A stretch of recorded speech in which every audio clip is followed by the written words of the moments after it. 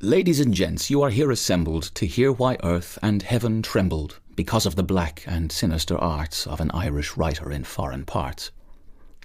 He sent me a book 10 years ago. I read it 100 times or so, backwards and forwards, down and up, through both the ends of a telescope. I printed it all to the very last word, but by the mercy of the Lord the darkness of my mind was rent, and I saw the writer's foul intent.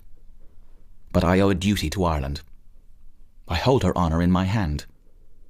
This lovely land that always sent her writers and artists to banishment, and in a spirit of Irish fun betrayed her own leaders one by one. 'Twas Irish humour, wet and dry, flung quicklime into Parnell's eye. 'Tis Irish brains that saved from doom the leaky barge of the Bishop of Rome, for everyone knows the Pope can't belch without the consent of Billy Welch.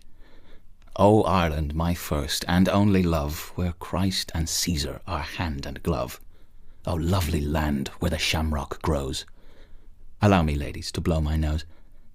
To show you for strictures I don't care a button, I printed the poems of Mountainy Mutton, and a play he wrote, you've read it I'm sure, where they talk of bastard, bugger and whore, and a play on the word, and Holy Paul, and some woman's legs that I can't recall, written by Moore, a genuine gent that lives on his property's 10%. I printed mystical books in dozens. I printed the table book of cousins, though, asking your pardon, as for the verse, 'twould give you a heartburn on your arse. I printed folklore from north and south by Gregory of the Golden Mouth. I printed poets, sad, silly and solemn. I printed Patrick What-do-you-call-him.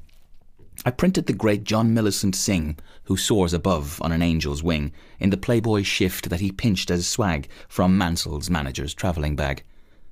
But I draw the line at that bloody fellow that was over here dressed in Austrian yellow, spouting Italian by the hour, to O'Leary Curtis and John Wise Power, and writing of Dublin, dirty and dear, in a manner no blackamoor printer could bear, shite and onions. Do you think I'll print the name of the Wellington Monument, Sydney Parade and Sandymount Tram, Downes's Cake Shop and Williams's Jam? I'm damned if I do. I'm damned to blazes. Talk about Irish names of places. It's a wonder to me, upon my soul, he forgot to mention Curly's Hole. No, ladies, my press shall have no share in so gross a libel on stepmother Erin. I pity the poor, that's why I took a red-headed Scotchman to keep my book. Poor sister Scotland, her doom is fell. She cannot find any more Stuarts to sell. My conscience is fine as Chinese silk, my heart is as soft as buttermilk. Colum can tell you I made a rebate of £100 on the estimate I gave him for his Irish review. I love my country, by herrings I do. I wish you could see what tears I weep when I think of the emigrant train and ship.